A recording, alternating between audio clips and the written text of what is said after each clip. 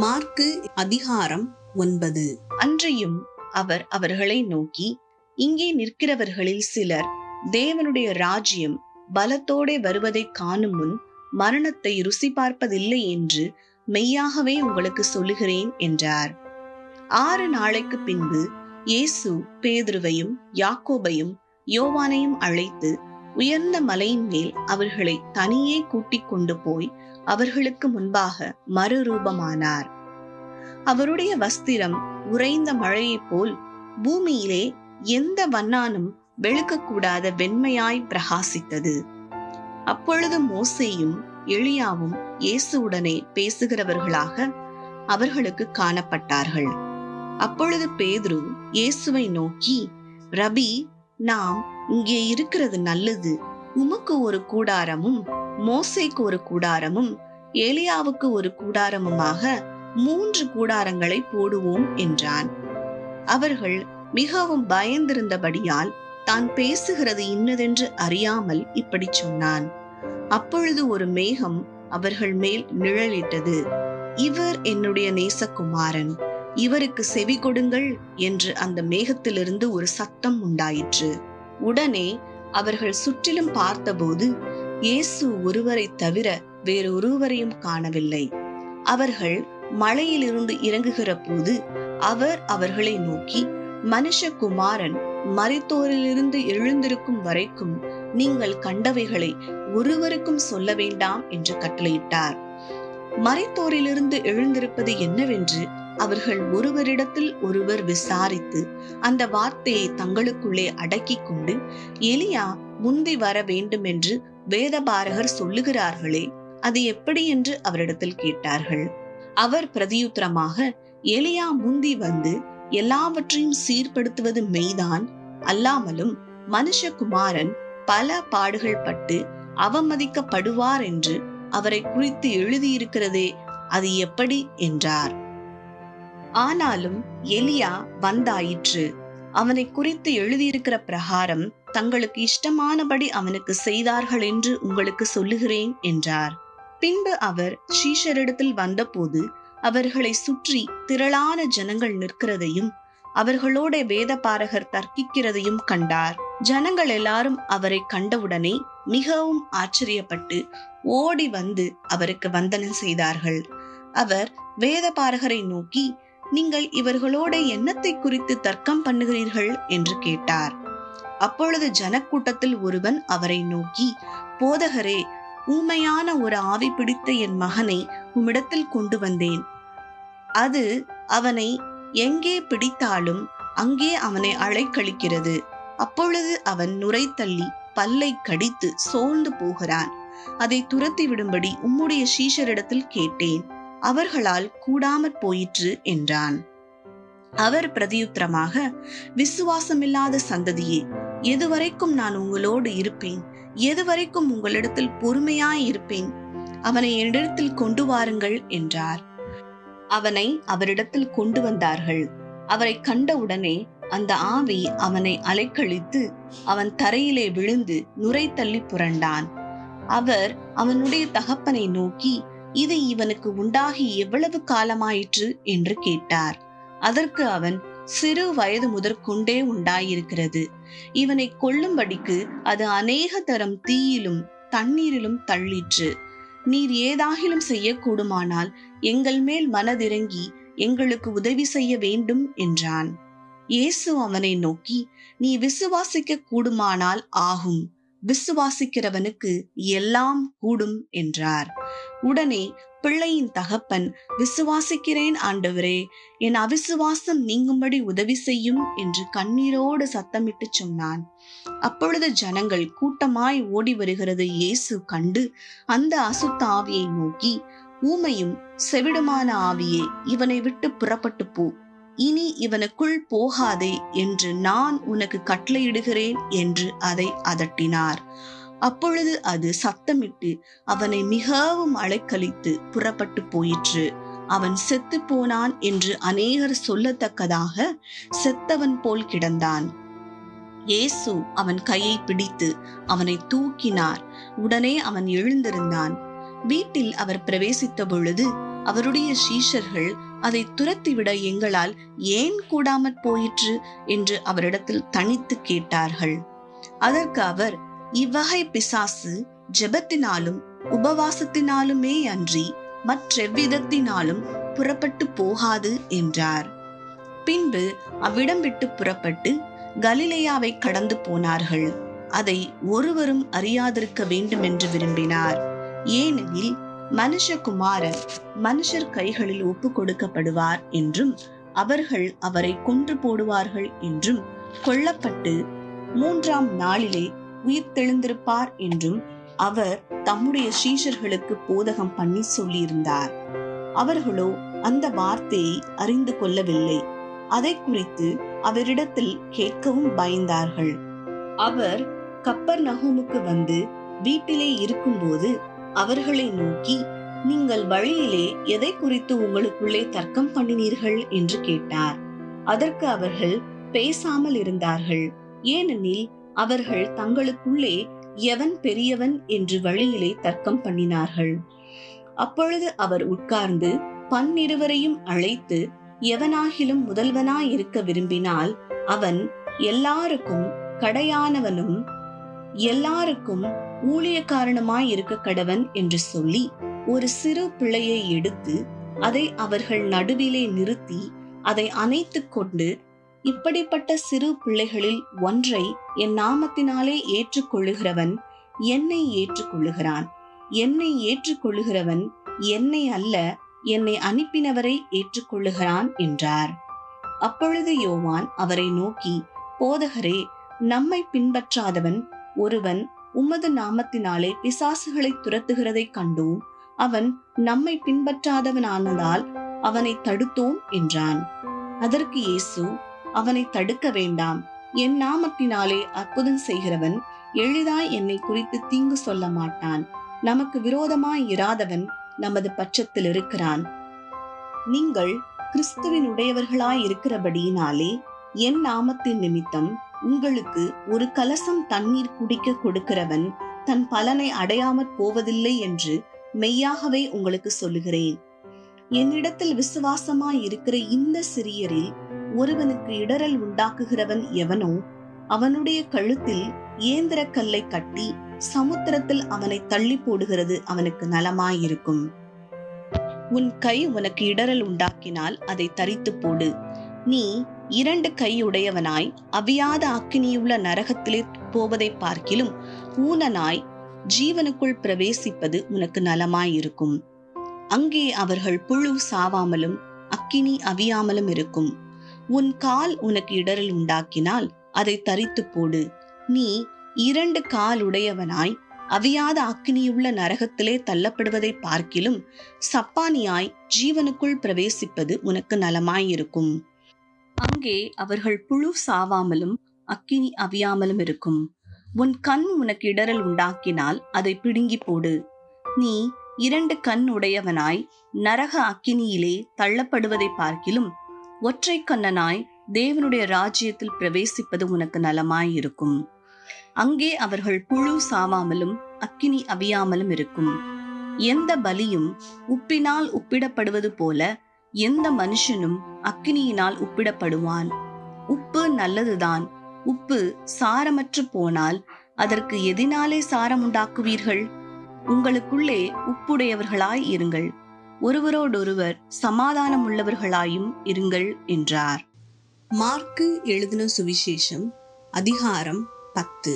அவர் அவ்விடம் விட்டு எழுந்து யோர்தானுக்கு அக்கறையில் உள்ள தேசத்தின் வழியாய் யூதேயாவின் எல்லைகளில் வந்தார். ஜனங்கள் மறுபடியும் அவரிடத்தில் கூடி வந்தார்கள். அவர் தம்முடைய வழக்கத்தின்படியே மறுபடியும் அவர்களுக்கு போதகம் பண்ணினார். அப்பொழுது பரிசேயர் அவரை சோதிக்க வேண்டுமென்று அவரிடத்தில் வந்து, புருஷனானவன் தன் மனைவியை தள்ளிவிடுவது நியாயமா என்று கேட்டார்கள். அவர் பிரதியுத்தரமாக, மோசே உங்களுக்கு கட்டளையிட்டிருக்கிறது என்ன என்று கேட்டார். அதற்கு அவர்கள், தள்ளுதற் சீட்டை எழுதி கொடுத்து அவளை தள்ளிவிடலாம் என்று மோசே உத்தரவு கொடுத்திருக்கிறார் என்றார்கள். இயேசு அவர்களுக்கு பிரதியுத்தரமாக, உங்கள் இருதய கடினத்தின் நிமித்தம் இந்த கட்டளையை உங்களுக்கு எழுதி கொடுத்தான். ஆகிலும் ஆதியிலே மனுஷரை சிருஷ்டித்த தேவன் அவர்களை ஆணும் பெண்ணுமாக உண்டாக்கினார். இது நிமித்தம் புருஷனானவன் தன் தகப்பனையும் தாயையும் விட்டு தன் மனைவியோட இசைந்திருப்பான், அவர்கள் இருவரும் ஒரே மாம்சமாய் இருப்பார்கள். இவ்விதமாய் அவர்கள் இருவராய் இராமல் ஒரே மாம்சமாய் இருக்கிறார்கள். ஆகையால் தேவன் இணைத்ததை மனுஷன் பிரிக்காதிருக்க கடவன் என்றார். பின்பு வீட்டிலே அவருடைய சீஷர்கள் அந்த காரியத்தை குறித்து மறுபடியும் அவரிடத்தில் விசாரித்தார்கள். அப்பொழுது அவர், எவனாகிலும் தன் மனைவியை தள்ளிவிட்டு வேறொருத்தியை விவாகம் பண்ணினாள், அவன் அவளுக்கு விரோதமாய் விபச்சாரம் செய்கிறவனாய் இருப்பான். மனைவியும் தன் புருஷனை தள்ளிவிட்டு வேறொருவனை விவாகம் பண்ணினாள், விபச்சாரம் செய்கிறவளாய் இருப்பாள் என்றார். அப்பொழுது சிறு பிள்ளைகளை அவர் தொடும்படிக்கு அவர்களை அவரிடத்தில் கொண்டு வந்தார்கள். கொண்டு வந்தவர்களை சீஷர்கள் அதட்டினார்கள். இயேசு அதை கண்டு விசனமடைந்து, சிறு பிள்ளைகள் என்னிடத்தில் வருகிறதற்கு இடம் கொடுங்கள், அவர்களை தடை பண்ணாதிருங்கள், தேவனுடைய ராஜ்யம் அப்படிப்பட்டவர்களுடையது. எவனாகிலும் சிறு பிள்ளையைப் போல் தேவனுடைய ராஜ்யத்தை ஏற்றுக்கொள்ளாவிட்டால் அவன் அதில் பிரவேசிப்பதில்லை என்று மெய்யாகவே உங்களுக்கு சொல்லுகிறேன் என்று சொல்லி அவர்களை அணைத்து கொண்டு அவர்கள் மேல் கைகளை வைத்து அவர்களை ஆசீர்வதித்தார். பின்பு அவர் புறப்பட்டு வழியிலே போகையில் ஒருவன் ஓடி வந்து அவருக்கு முன்பாக முழங்கால் படியிட்டு, நல்ல போதகரே, நித்திய ஜீவனை சுதந்திரித்துக் கொள்ளும்படி நான் என்ன செய்ய வேண்டும் என்று கேட்டான். அதற்கு இயேசு, நீ என்னை நல்லவன் என்று சொல்வானேன்? தேவன் ஒருவரை தவிர நல்லவன் ஒருவனும் இல்லையே. விபச்சாரம் செய்யாதிருப்பாயாக, கொலை செய்யாதிருப்பாயாக, களவு செய்யாதிருப்பாயாக, பொய் சாட்சி சொல்லாதிருப்பாயாக, வஞ்சனை செய்யாதிருப்பாயாக, உன் தகப்பனையும் உன் தாயையும் கனம் பண்ணுவாயாக என்கிற கற்பனைகளை அறிந்திருக்கிறாயே என்றார். அதற்கு அவன், போதகரே, இவைகளை எல்லாம் என் சிறு வயது முதல் கை கொண்டிருக்கிறேன் என்றான். இயேசு அவனை பார்த்து அவனிடத்தில் அன்பு கூர்ந்து, உன்னிடத்தில் ஒரு குறைவு உண்டு, நீ போய் உனக்கு உண்டானவைகளை எல்லாம் விற்று தரித்திரருக்கு கொடு, அப்பொழுது பரலோகத்திலே உனக்கு பொக்கிஷம் உண்டாயிருக்கும், பின்பு சிலுவையை எடுத்துக்கொண்டு என்னை பின்பற்றி வா என்றார். அவன் மிகுந்த ஆஸ்தி உள்ளவனாயிருந்தபடியால் இந்த வார்த்தையை கேட்டு மனம் அடிந்து துக்கத்தோடு போய்விட்டான். அப்பொழுது இயேசு சுற்றி பார்த்து தம்முடைய சீஷரை நோக்கி, ஐஸ்வர்யம் உள்ளவர்கள் தேவனுடைய ராஜ்யத்தில் பிரவேசிப்பது எவ்வளவு அரிதாயிருக்கிறது என்றார். சீஷர்கள் அவருடைய வார்த்தைகளை குறித்து ஆச்சரியப்பட்டார்கள். இயேசு பின்னும் அவர்களை நோக்கி, பிள்ளைகளே, ஐஸ்வர்யத்தின் மேல் நம்பிக்கையாயிருக்கிறவர்கள் தேவனுடைய ராஜ்யத்தில் பிரவேசிக்கிறது எவ்வளவு அரிதாயிருக்கிறது. ஐஸ்வர்யவான் தேவனுடைய ராஜ்யத்தில் பிரவேசிப்பதை பார்க்கிலும் ஒட்டகமானது ஊசியின் காதிலே நுழைவது எளிதாயிருக்கும் என்றார். அவர்கள் பின்னும் அதிகமாய் ஆச்சரியப்பட்டு, அப்படியானால் யார் ரட்சிக்கப்படக்கூடும் என்று தங்களுக்குள்ளே சொல்லிக் கொண்டார்கள். இயேசு அவர்களை பார்த்து, மனுஷரால் இது கூடாதுதான், தேவனால் இது கூடாதது அல்ல, தேவனாலே எல்லாம் கூடும் என்றார். அப்பொழுது பேதுரு அவரை நோக்கி, இதோ நாங்கள் எல்லாவற்றையும் விட்டு உம்மை பின்பற்றினோமே என்று சொல்லத் தொடங்கினான்.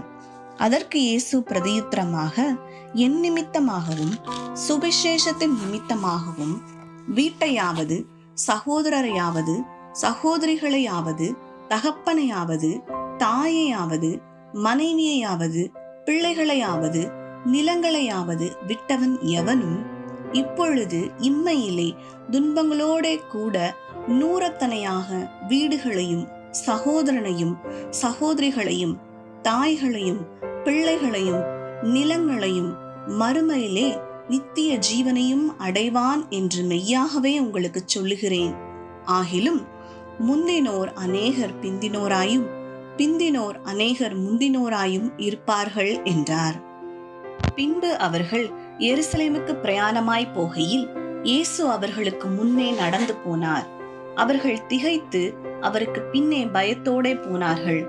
அப்பொழுது அவர் பன்னிருவரையும் அழைத்து தமக்கு சம்பவிக்க போகிறவர்களை அவர்களுக்கு மறுபடியும் சொல்லத் தொடங்கினார். இதோ எருசலேமுக்கு போகிறோம், அங்கே மனுஷகுமாரன் பிரதான ஆசாரியரிடத்திலும் வேதபாரகரிடத்திலும் ஒப்பு கொடுக்கப்படுவார்.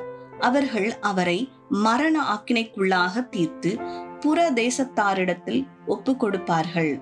அவர்கள் அவரை பரியாசம் பண்ணி அவரை வாரினால் அடித்து அவர் மேல் துப்பி அவரை கொலை செய்வார்கள். ஆகிலும் 3ஆம் நாளிலே அவர் உயிரோடு எழுந்திருப்பார் என்றார். அப்பொழுது செபெதேயுவின் குமாரராகிய யாக்கோபும் யோவானும் அவரிடத்தில் வந்து, போதகரே, நாங்கள் கேட்டுக்கொள்ள போகிறதை நீர் எங்களுக்கு செய்ய வேண்டும் என்று விரும்புகிறோம் என்றார்கள். அவர் அவர்களை நோக்கி, நான் உங்களுக்கு என்ன செய்ய வேண்டும் என்று விரும்புகிறீர்கள் என்று கேட்டார்.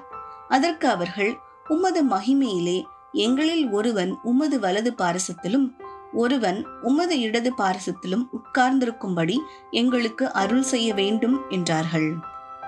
இயேசு அவர்களை நோக்கி, நீங்கள் கேட்டுக்கொள்ளுகிறது இன்னது என்று உங்களுக்கே தெரியவில்லை. நான் குடிக்கும் பாத்திரத்தில் நீங்கள் குடிக்கவும் நான் பெறும் ஸ்நானத்தை நீங்கள் பெறவும் உங்களால் கூடுமா என்றார். அதற்கு அவர்கள், கூடும் என்றார்கள். இயேசு அவர்களை நோக்கி, நான் குடிக்கும் பாத்திரத்தில் நீங்கள் குடிப்பீர்கள், நான் பெறும் ஸ்நானத்தையும் நீங்கள் பெறுவீர்கள். ஆனாலும் என் வலது பாரசத்திலும் என் இடது பாரசத்திலும் உட்கார்ந்திருக்கும்படி எவர்களுக்கு ஆயத்தம் பண்ணப்பட்டிருக்கிறதோ அவர்களுக்கே அல்லாமல் மற்றொருவருக்கும் அதை அருளுவது என் காரியம் அல்ல என்றார். மற்ற 10 பேரும் அதை கேட்டு யாக்கோபின் மேலும் யோவானின் மேலும் எரிச்சலானார்கள். அப்பொழுது இயேசு அவர்களை கிட்ட வரச் செய்து, புறஜாதியாருக்கு அதிகாரிகளாக எண்ணப்பட்டவர்கள் அவர்களை இருமாப்பாய் ஆளுகிறார்கள் என்றும் அவர்களில் பெரியவர்கள் அவர்கள் மேல் கடினமாய் அதிகாரம் செலுத்துகிறார்கள் என்றும் நீங்கள் அறிந்திருக்கிறீர்கள். உங்களுக்குள்ளே அப்படி இருக்கலாகாது. உங்களில் எவனாகிலும் பெரியவனாய் இருக்க விரும்பினால் அவன் உங்களுக்கு பணிவிடைக்காரனாய் இருக்க கடவன். உங்களில் எவனாகிலும் முதன்மையானவனாய் இருக்க விரும்பினால் அவன் எல்லாருக்கும் ஊழியக்காரனாய் இருக்க கடவன். அப்படியே மனுஷகுமாரனும் ஊழியம் கொள்ளும்படி வராமல் ஊழியம் செய்யவும் அநேகரை மீட்கும் பொருளாக தம்முடைய ஜீவனை கொடுக்கவும் வந்தார் என்றார். பின்பு அவர்கள் எரிகோவுக்கு வந்தார்கள். அவரும் அவருடைய சீஷர்களும் திரளான ஜனங்களும் எரிகோவை விட்டு புறப்படுகிற போது திமேயுவின் மகனாகிய பர்திமேயு என்கிற ஒரு குருடன் வழி அருகே உட்கார்ந்து பிச்சை கேட்டுக் கொண்டிருந்தான். அவன் நசரேயனாகிய இயேசு வருகிறார் என்று கேள்விப்பட்டு, இயேசுவே, தாவீதின் குமாரனே, எனக்கு இரங்கும் என்று கூப்பிடத் தொடங்கினான். அவன் பேசாதிருக்கும்படி அநேகர் அவனை அதட்டினார்கள். அவனோ, தாவீதின் குமாரனே, எனக்கு இரங்கும் என்று முன்னிலும் அதிகமாய் கூப்பிட்டான். இயேசு நின்று அவனை அழைத்து வரச் சொன்னார். அவர்கள் அந்த குருடனை அழைத்து, திடன்கொள், எழுந்திரு, உன்னை அழைக்கிறார் என்றார்கள். உடனே அவன் தன் மேல் வஸ்திரத்தை எறிந்துவிட்டு எழுந்து இயேசுவினிடத்தில் வந்தான். இயேசு அவனை நோக்கி, நான் உனக்கு என்ன செய்ய வேண்டும் என்றிருக்கிறாய் என்றார்.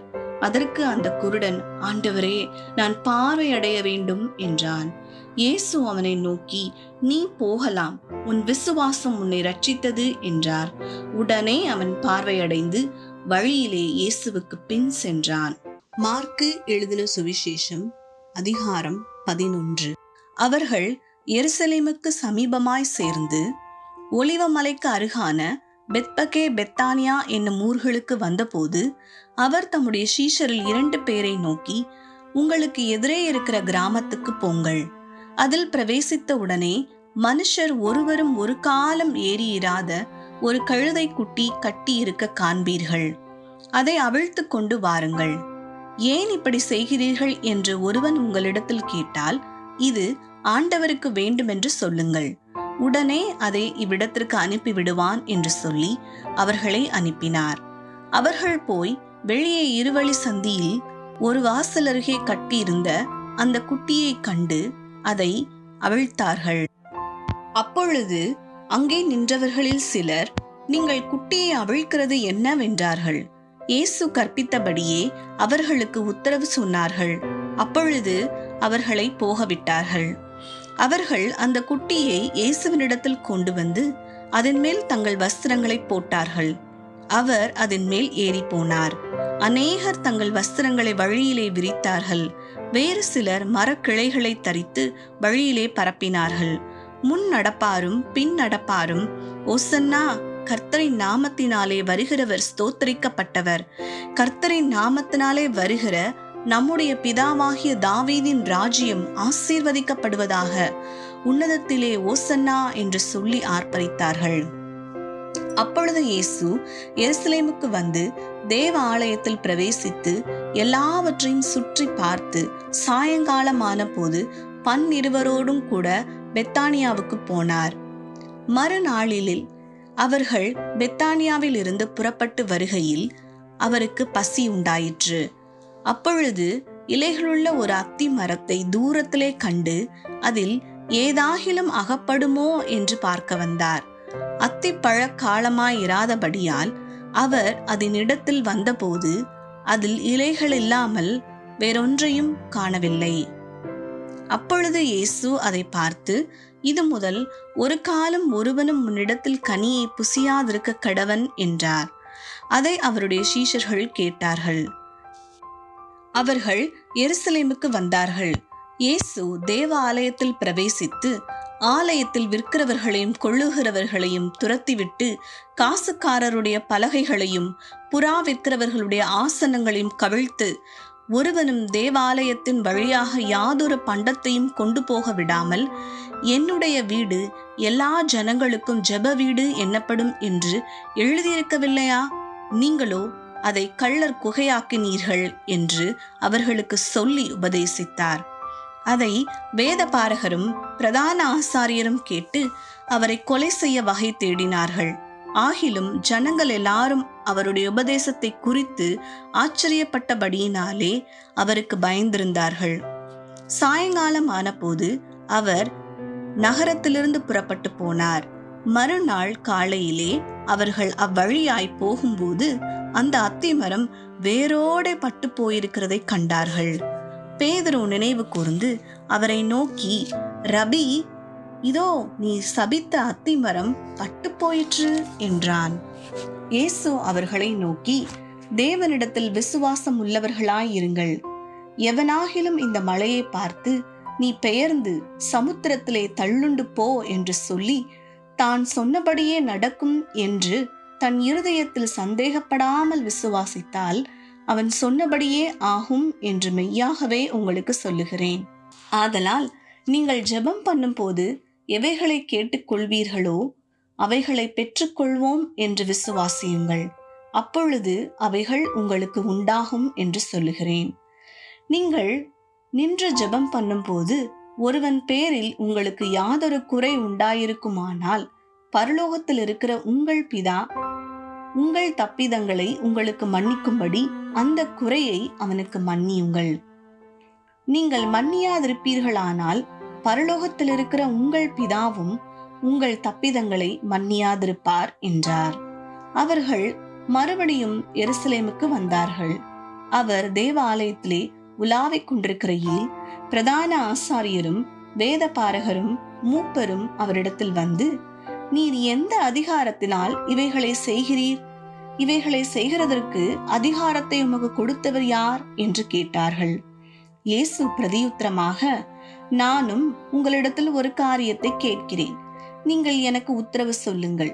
அப்பொழுது நானும் இன்ன அதிகாரத்தினாலே இவைகளை செய்கிறேன் என்று உங்களுக்கு சொல்லுவேன். யோவான் கொடுத்த ஸ்நானம் தேவனால் உண்டாயிற்றோ மனுஷரால் உண்டாயிற்றோ எனக்கு உத்தரவு சொல்லுங்கள் என்றார். அதற்கு அவர்கள், தேவனால் உண்டாயிற்றென்று சொல்வோமானால் பின்னே ஏன் அவனை விசுவாசிக்கவில்லை என்று கேட்பார்.